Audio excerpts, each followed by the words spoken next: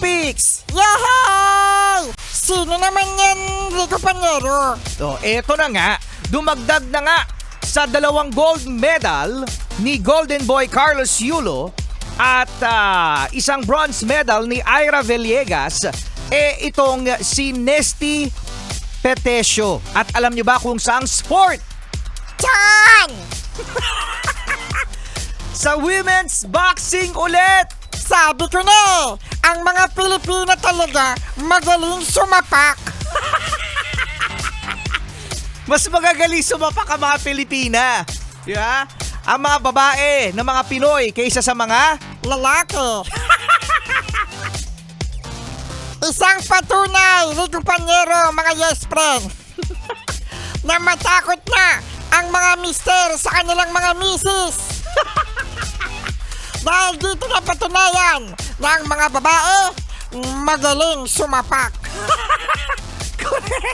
Correct. Ayan ha.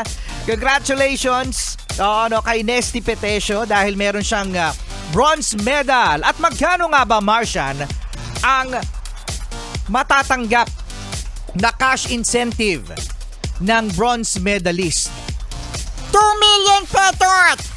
2 million pesos. Wag din natin kakalimutan, mga yes pa rin, ang team, ang coach, yes, ng medalist ng athlete, dahil 50% na makukuha na premyo ay mapupunta naman din sa coach. So, si Carlos Yulo merong 10 million pesos sa first gold medal. Meron na rin siyang another 10 million. So, magkano na yun, Marcian? Di 20. Ang galing-galing ko sa math eh. Galing-galing sa mata, napakasimple lang. 10 plus 10 lang yun eh.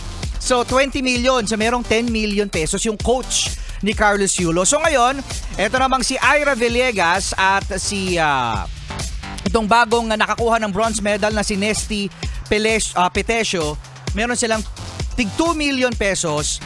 So, merong 1 million pesos ang coach niya. Alam mo, Rico Panyero, sabi ko talaga kung hindi ako magiging athlete, coach na lang talaga ako. Coach ka na lang talaga. At eto, mga yes friend, hinahanap pa natin kung may dadagdag sa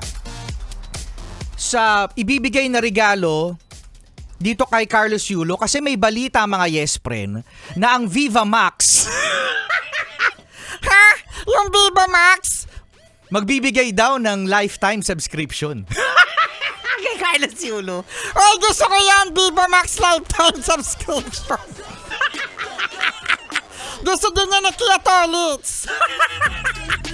Lifetime Viva Max subscription. Pero sabi, mga yes pre, binura na raw Binura na raw yung post ng Viva Max. So, alamin natin. Carlos Yulo, meron ka ba? Pa-share naman ng account.